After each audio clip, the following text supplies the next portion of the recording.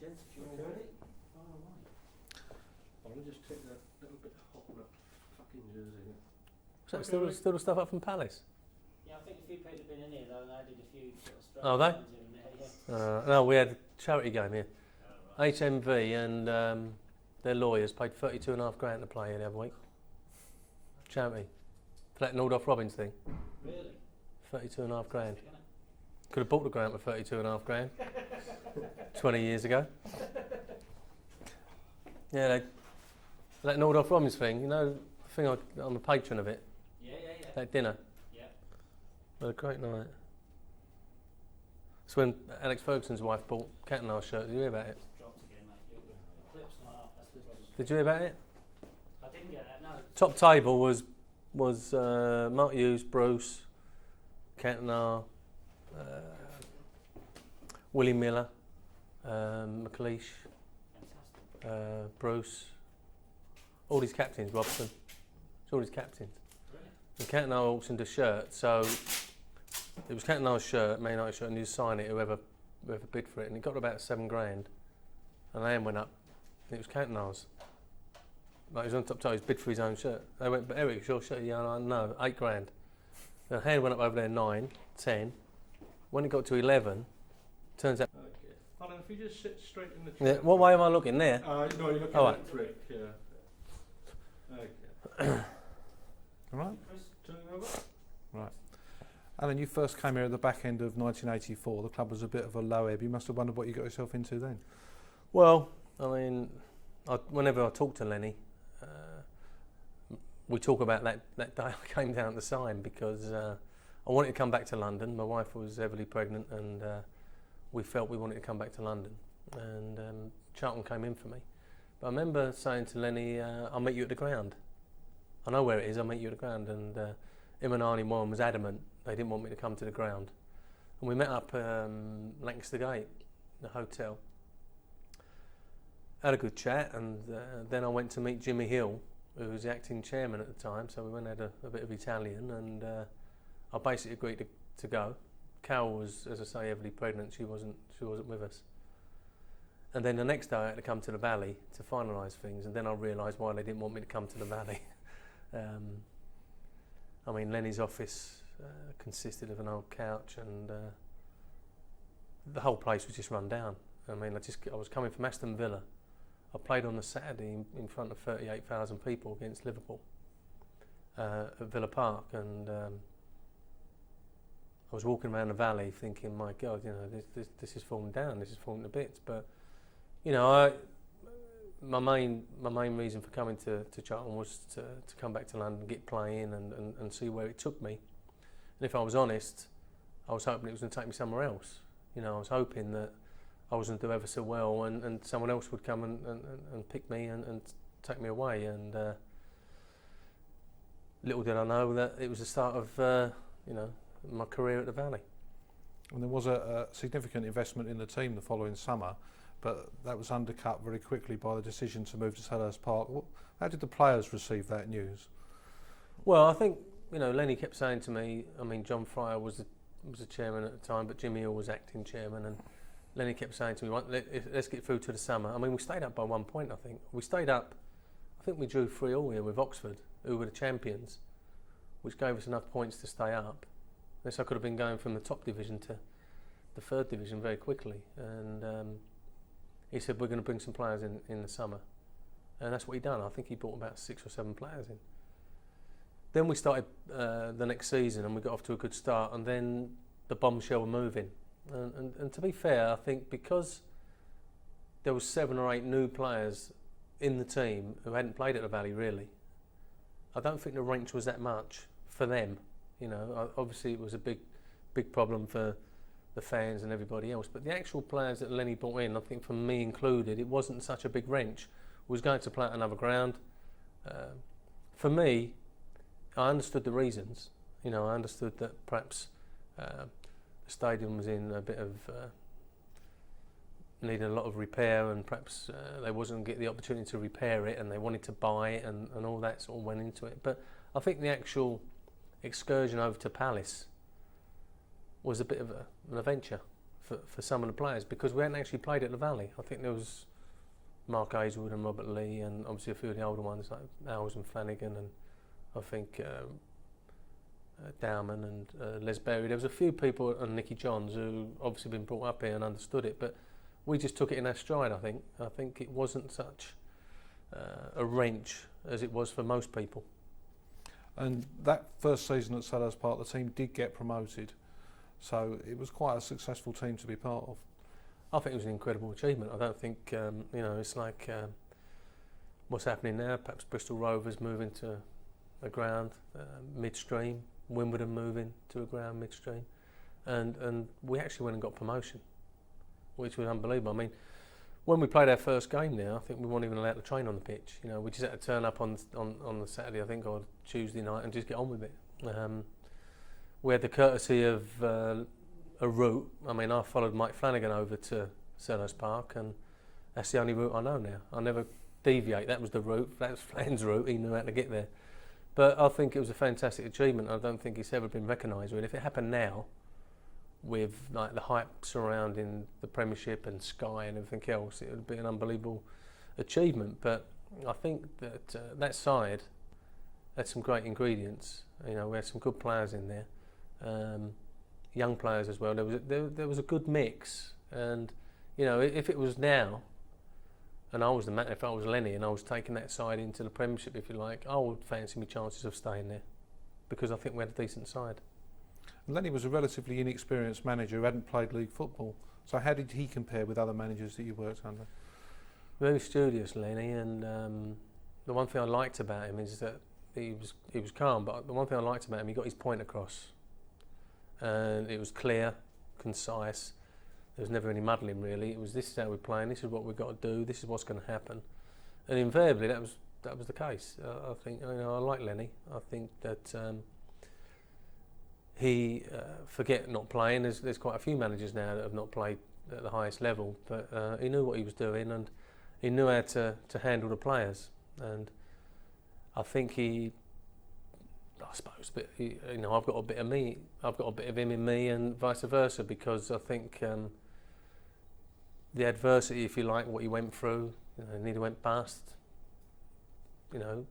moving ground, winning promotion, everything is a very similar story. But the one thing I think we both have got is a little bit of calmness about us, that we can perhaps take it in our stride. And he took everything in his stride, Lenny. I mean, we went up and we stayed up for 3 or 4 years. And when the team did...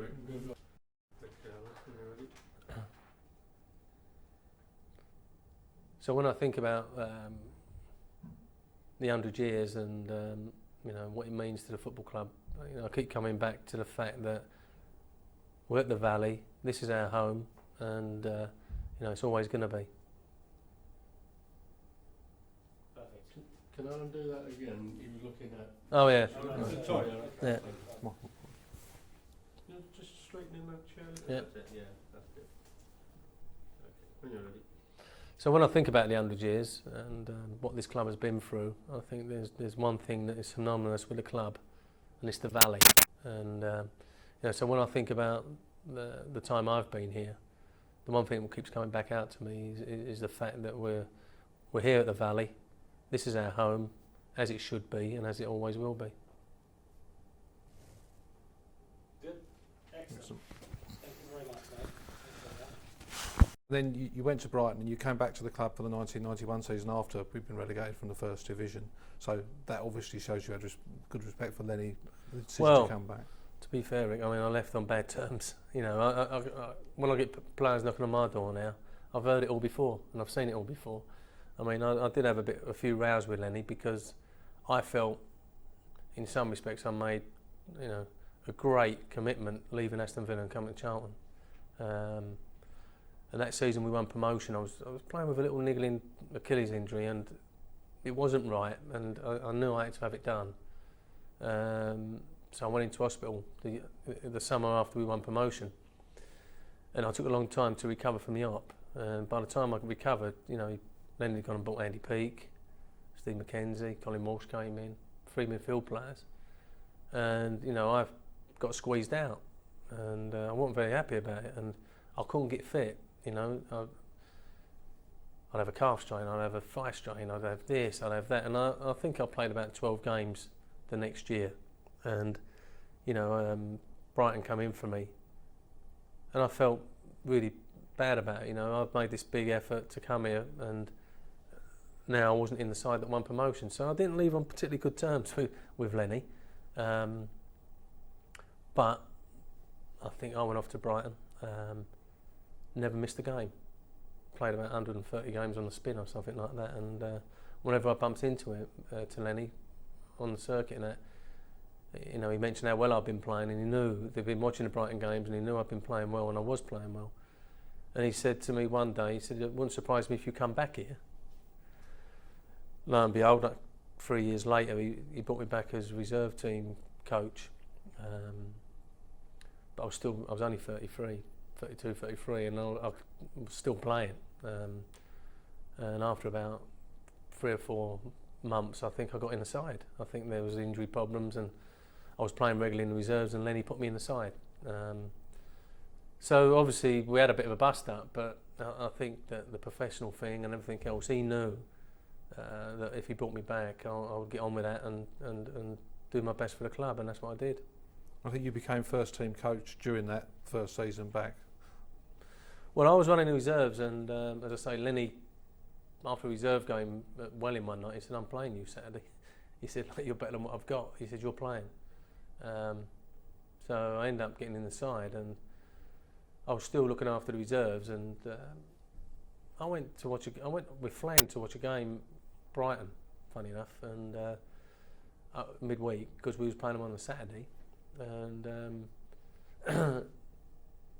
played the game at Brighton on the Saturday, and on the Monday Lenny came in, and it all kicked off with Flan. Wasn't very happy with him at all, and Flan left the club, and he came to me and said, "Look, would you like to come and now be first team player coach? I think you can get away with it. I think that all the players respect you, they know you." He said, and I want to make Gritty reserve team player coach. I mean, obviously I was happy to do that, and Gritty was happy to do it, and it just all fell into place, and you know, I stayed in the side. Funny enough, Gritty got in the side as well during that season, so we both coaches were playing in the first team, and we got to the end of the season. I think we stayed up by a few places or a few points, and myself and Steve went off on holiday, and you know, didn't think too much about it, looking forward to the next season. And then suddenly Lenny Lawrence has gone. Was that a shock to you? Well, it was a massive shock, because I was in Spain, and staying at my brother's place, and next door neighbour just knocked on the door and went, "Your manager's gone." I said, "What?" They said, "Your manager's left. He's gone to Middlesbrough." I obviously didn't know nothing about it, so I made a quick couple of calls and managed to get hold of Lenny, and no, it was true, he was going, and in all fairness, he didn't think it was right for me or Steve to follow him, you know, not experienced enough, and felt that perhaps we'd have a chance of getting a job here, you know, and so, you know, I finished the season on a high, thinking, well, this is it, you know, I've always wanted to be a coach and have a shot at being a manager, and you know, I've managed to get where I want to be, and then suddenly the manager who's took me in has suddenly left, so, you know, that summer was a little bit of an uneasy one, I think. And you were offered the job, but you were offered it jointly with Steve, which was unexpected. It was. I think I don't know. You might have to correct me. I don't know if there was, well, there had been, you know, twin managers or twin player coaches, or Around you. no. I don't know if there was any others about at the time, or there had been, or we were the first ones. But I think the club was in such a state. In all fairness, I think if you go back to the people in charge then, Arnie Warren and Roger Orwin and the board then, I think we were so much in the state financially and everything else, and me and Steve were contracted up as players. I really don't think they could go anywhere else. I think a new manager coming in, firstly, no ground. We just left Selhurst and was going to Upton Park. I looked out the window, I think we had 11 senior players. Lenny had signed Johnny Bumstead in the summer and just done the deal, the next day left. I mean, John was up in the air, didn't know what was going on, and you know, the club was in a critical state, I think. You know, possibly, you know, I can't imagine it happening again at a football club, what happened there. And I think what happened was, I think for financial reasons, I think for all sorts of other reasons, me and Steve got the job, and we wasn't about to argue. We desperately wanted it. So whatever shape or form it came in, we grabbed it. And did it work as a partnership? I think it was very, very successful. I think there's been some, if you like, big decisions and big seasons for this football club.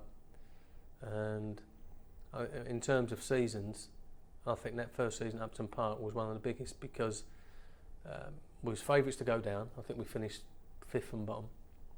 Favourites to get relegated. We had no money, no ground. Tweedledee and Tweedledum, as some people called us, you know, taking over. And really a squad that needed some money spent on it, but there was no money.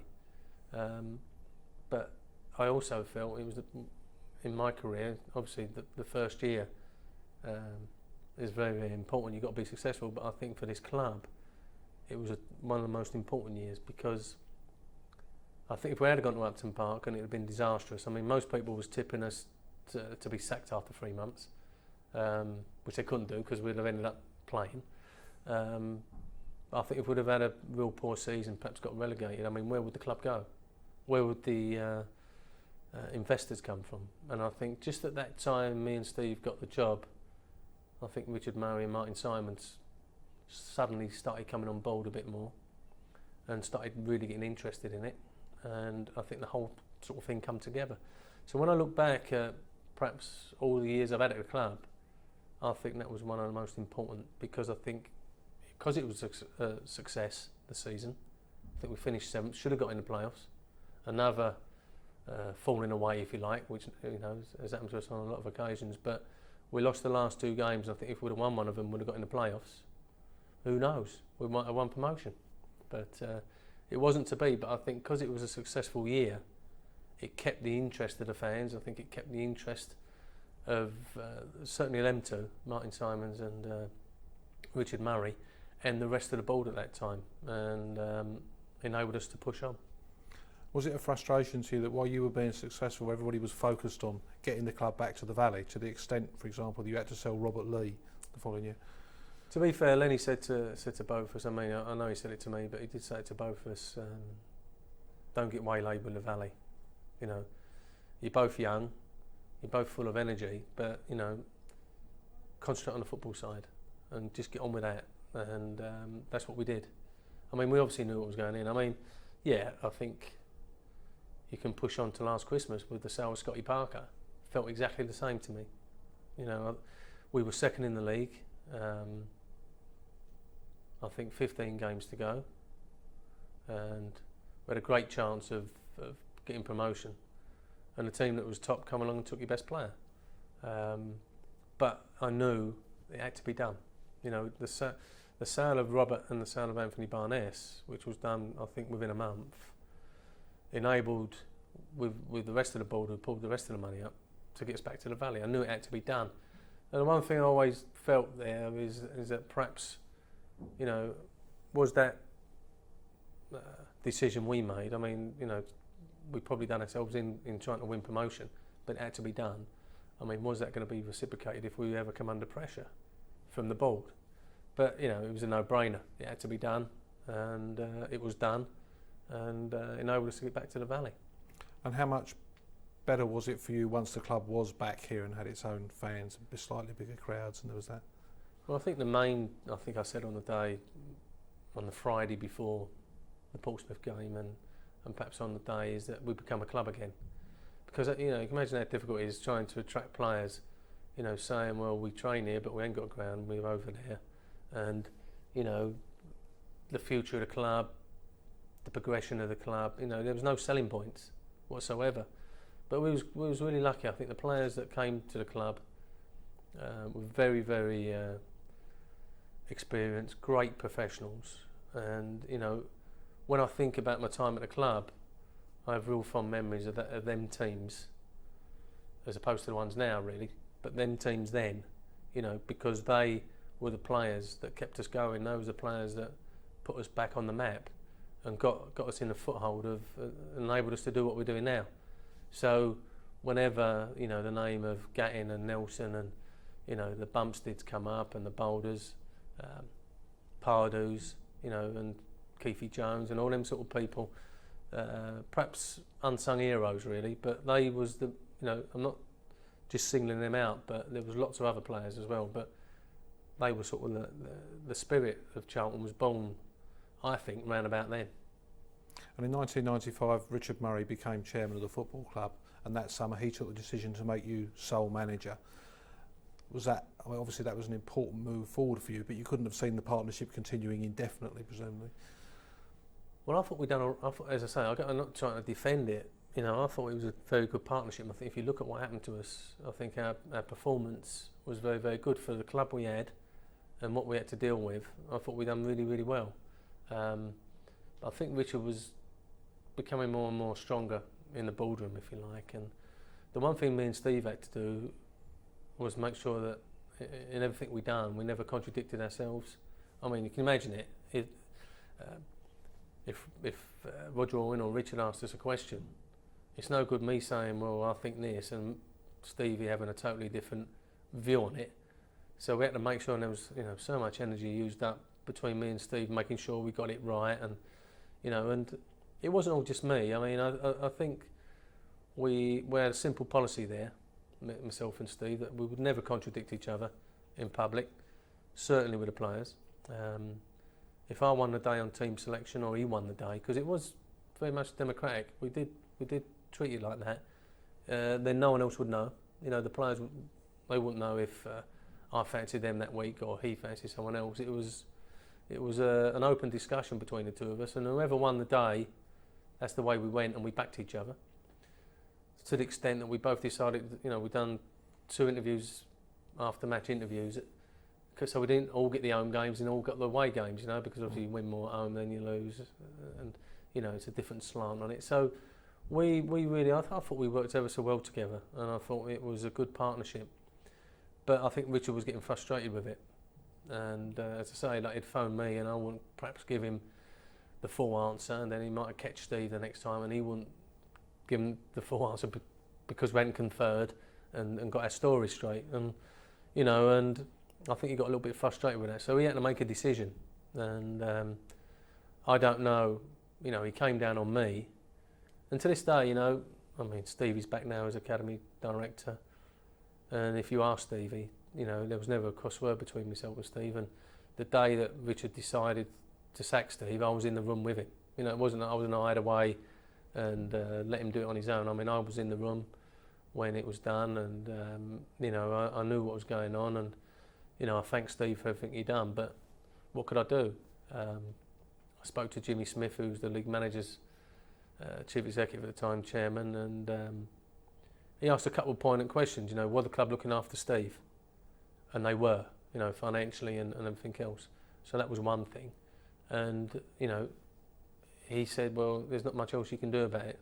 And I wasn't under the impression that perhaps if I hadn't took it, then I still would have been at the club. I think perhaps if I hadn't took the job, you know, perhaps I'd have said, no, like, you know, I'm not going to take it.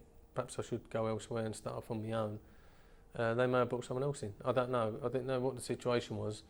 But Richard put it to me, and I knew the pressure that I would come under.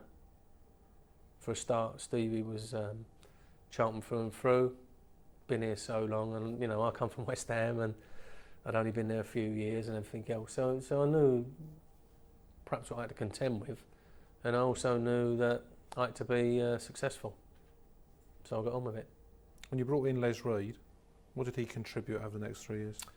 Les was great for me and the club and the players. I think anybody who was around in that period would say the same thing. I think that got a bit of flack when I brought, you know, Les Who and everything else, but I just felt, I mean, I wasn't really friendly with Les, you know, met him on a few occasions, but I knew he was a very, very good coach, and he was looking to perhaps change. He'd been at the FA for a long while and got a bit disillusioned, and he came in, and I remember saying to him, Les, you know, the one thing I know they're going to appreciate you. The players will appreciate everything you do, but I don't want you to have any confrontations. If there's any confrontations, it's got to be me, you know, because I was aware that he hadn't been in the professional game really, and perhaps hadn't played it at a certain level. So, you know, sometimes you can have that levelled at you, and I was prepared for that side of it.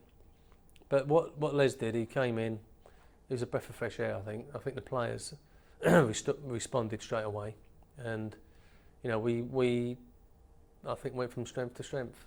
And you know, Les really had such a manner about him that you couldn't help but like him. And on the training ground, he had everyone's full attention, and they got on with it.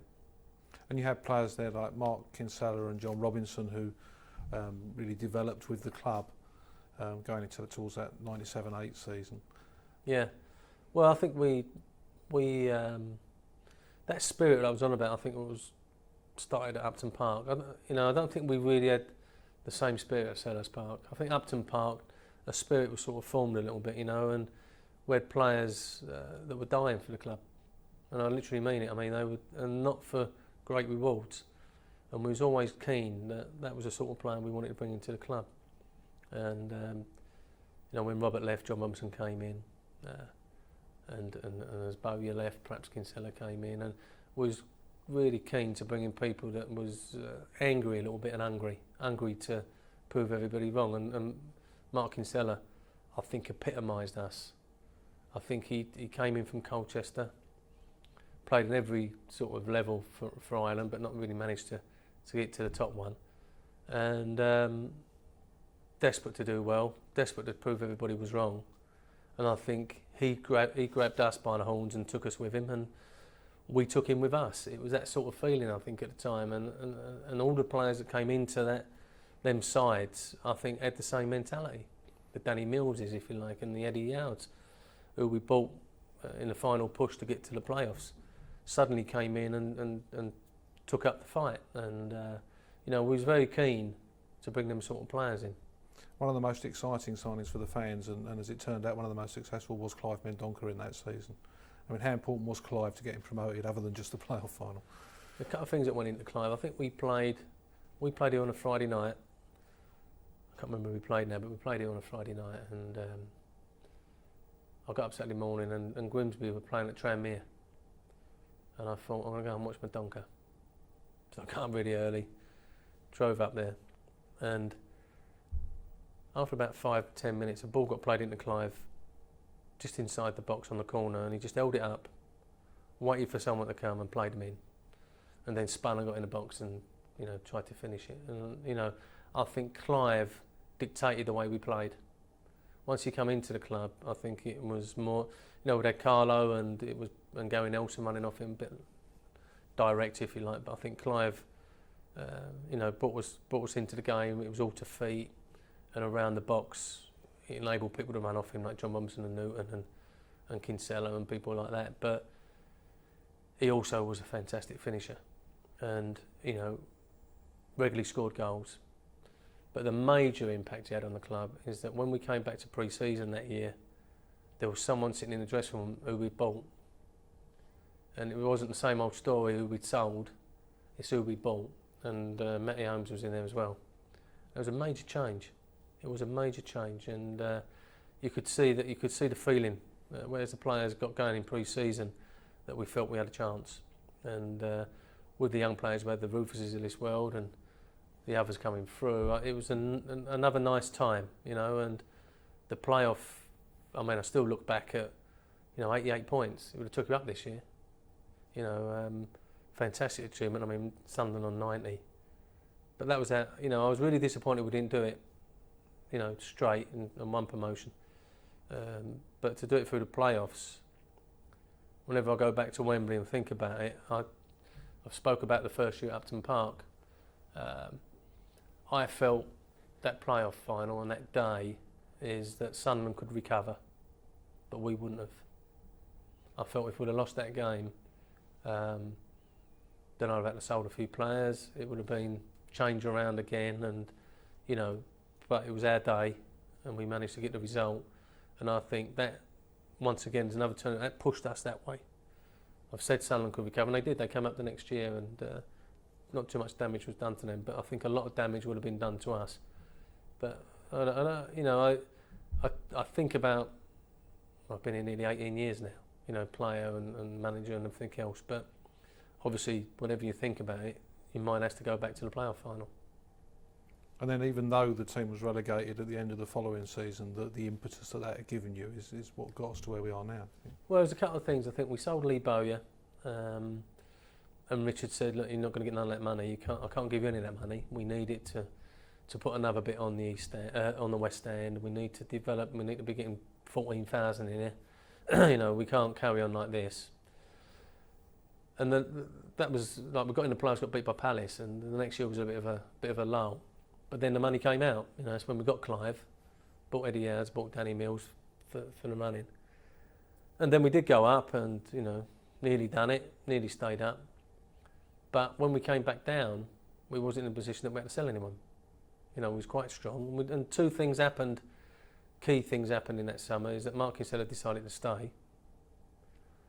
And we got a big bid in for Danny Mills, which we didn't need to take because we was in a decent position. But obviously we couldn't stand in Danny's way. It was a big move for him and everything else. But that money came in.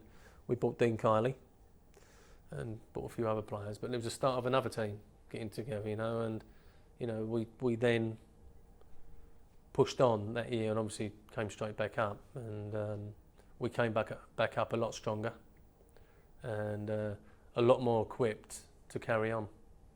It was quite symbolic in its way that Chris Powell went on to become the first Charlton player to be capped for all those years. It showed how the team was progressing, and since we've now had 4 England players over the period since. Well, I think that was a great moment for Chrissy, but obviously for the club because you know, little old Charlton, you know, perhaps we don't get the publicity and the recognition that we think we should deserve, but you know, there's no greater recognition than your players getting international caps, and especially for England. And I think it just showed. I mean, we finished 9th that first season up, and no disrespect to Mick McCarthy, Paul Jewell and Alan Pardew, but if they finish 9th this season, you know, they'd be fated, there'd be another open top bus going all around the city.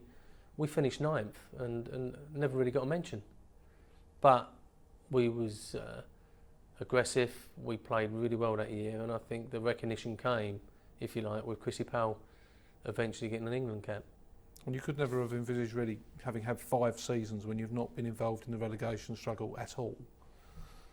I think we flirted with it a little bit because, you know, I don't think, you look at any season, I think no one really goes down unless there's 2 or 3 games to go, and no one's really safe.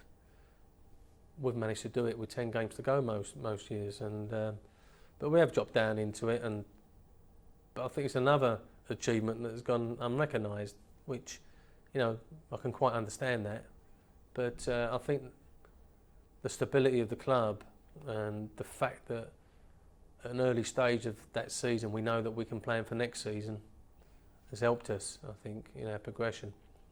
And you know, every year at this club over the last 10 years anyway, I think that we've either progressed on the pitch or progressed off it. I did say in the early years that the team was running away with that. The team was always out punching the commercial side or what was happening off the pitch. But, you know, they started catching us up. In some respects, have overtook us in 1 or 2 seasons. They've done fantastic well. They've built the North Stand and sold it out. And, you know, suddenly our capacity's gone up, but the team hasn't done as well as everyone had thought. But perhaps every year we've managed to progress on and off the pitch, and you know, it's not just been one way now. Whenever I come to we're in the Valley here today, but if you walk around it, every room's being used, and the commercial side and the way we're perceived is totally different to perhaps when we started here. Your relationship with Richard Murray is seen as being one of the keys to the club's success. How important is that? How? I think you've both got to be pulling in the same direction. I don't think we've been together now, I think, 14 years. I don't think we've had a row. I don't think there's ever been a situation where we've got at each other. I think perhaps the results have helped that. But we both know, within reason, if I'm after a player and we can't really afford him, then that Richard will try his best, but I know in some respects that we can't do that. And you know, he's never going to say to me, he's never going to interfere with a football side and say to me, well, I want you to sell him and I want you to play him and I want you to do this. I think the relationship is, I think it's the way Richard runs his businesses, is that he's in charge of it. I'm in charge of the football side. Get on with it. You live or die by your decisions, and you know, I'm going to give you the freedom to manage. And the same with Peter Varney, I think. You know, he runs the other side of it, and if you can't delegate, you know, what chance you got? But I think our relationship over the years has developed that we both understand where we want to go, and we both know we can only do it step by step. There's going to be no great leaps. Perhaps a little bit unambitious for a lot of people, but people talk about the stability of the club and how stable it is. And you know, the way I look at that is, I think stability to me means you can take a knock and ride it. And I'm sure, you know, if we ever took a severe knock, we could ride it, because I think all the people connected here are pulling in the same direction. It gets harder every year, I must admit, in terms of the expectation levels and the way the Premiership is at the moment. But I think myself and Richard have got a quite level-headed idea of where we want to go and how we're going to get there. And just to mention about Keith and Mervyn and the contribution that they've made. Well, yeah, I mean, I started off with Steve for 4 years, you know, and I had Les Reed for 3 years, and just about that time, I think Keith came on board as reserve team manager, when Les was just about to leave. And obviously Keith, I mean, he's been here forever, and he's my buffer really between the players. I think that a lot of them will seek his advice before they come to me on certain aspects. You know, is he right? Shouldn't I not be in the team? Is he, you know, is he not seeing this right? And I think because of his experience and because of the position he is now in his life, I think he can perhaps make decisions or talk about things with obviously a wealth of experience and looking from a different angle. And I think he's been invaluable over the last 10 years, because the first couple of years, you know, I may have seen things and I may not have seen the wood from the trees, you know, but every now and then you need someone who, from way back, just to say, hold on here, I don't think it's, you know, you're quite right. Mervyn, obviously known ever since I was at West Ham, and he went off and went to Leeds, and he was at Villa with me, then went to Leeds, but then became a coach and then became a manager. So when Les decided that he was going to go back off to the FA, I felt I needed someone to come in who had been a manager, had been a coach, was on my wavelength in terms of being a professional and everything else, and could come in and just take it in his stride, and that's exactly what happened. So, you know, Mervyn now has been here 7 years, I think, and, you know, we've had some great times, and I think the atmosphere between the coaches at our place, you know, I've got Glyn Snodding there as well, and little Mark Robson. There's a good atmosphere, a good mix, and, you know, I think the right mix for a Premiership club. And, you know, the players don't hear the same voice every day. You know, I allow people to coach and I allow people to have their say, but ultimately, you know, as we get further on down into the week, then it becomes my voice leading up to the Saturday. But I think we've got a nice mix. And, you know, Mervyn came in with just one promotion, and it was a little bit difficult, you know, replacing Les, because he'd done ever so well. Then we got relegated, but then we came back up, and we've come back up with a bit of strength. So he's been instrumental in it as well. Right. All right, Mossy. Absolutely brilliant. Thanks for that. Al, just one very last request, and I'm sure Yeah. you've probably done it already. But I just wanted to get a couple of lines out of all the guys, and I've just sort of scribbled down here.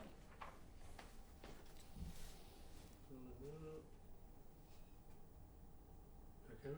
Just check a little question. Yeah, what's the most important thing here, Alan, that's happened over the time that you've been involved? Well, I mean, obviously, so many things have happened, you know, and I think people look at our progress and the way we've done it, and everyone keeps asking, Richard and myself, you know, we've got to do it the Charlton way and all this. So we've forged a great reputation, I think, within the game for what we've achieved. But you know, I can think about the time I've been here. Is it the playoff final? Is it all the things we've been talking about? But for me, my big thing about Charlton is coming back to the Valley. You know, I wasn't really associated with it. I think the first thing we spoke about was I was in the team that left, and it didn't really mean too much to me. And to be fair, it didn't. You know, I went off and played and got on with it. But the amount of time I've been here, and I've seen the changes, and I've seen what has had to be done for that to happen. And when I come over here like today, and it's empty, and you can sit in the stand and have a look round, you know, for us that sat in the golf stand, which used to be the West Stand, which obviously all green and got carted off to the Open every summer. For me, when I think about Charlton, I think about the stadium, because whatever you want to say about, we could be playing in the 3rd division, but you got your stadium. But I look around at what we've got now and what it can be if we end up finishing it off the way we're talking. I mean, that would be a fantastic stadium with a fantastic atmosphere. And that means for me that Charlton will always be a football club. I think there's been plenty of occasions over the 100 years that we nearly became not a football club and went out of business. But you know, when I think about what's happened to me in the 14 years or the 18 years I've been associated with the club, it's the change of the stadium. I know there's lots of fans that would appreciate that because they've been through it all, and there's perhaps a few fans that have just joined us and want to know when we're going to do the other end. But for me, it's the Valley, and I first came here, as everyone knows, when the Who played here, and there was 47,000 people on that bank, incredible sight, and that's what everybody used to tell me. Charlton, 70,000 gates against Arsenal and Aston Villa and this game and that game. But for me, I could never relate to that, because how could I ever see a gate that big? But when I saw it full up for that concert, I realised obviously it could be done. But being involved over the last 14 years and seeing what has been achieved, it's the stadium for me. And I think if there's anything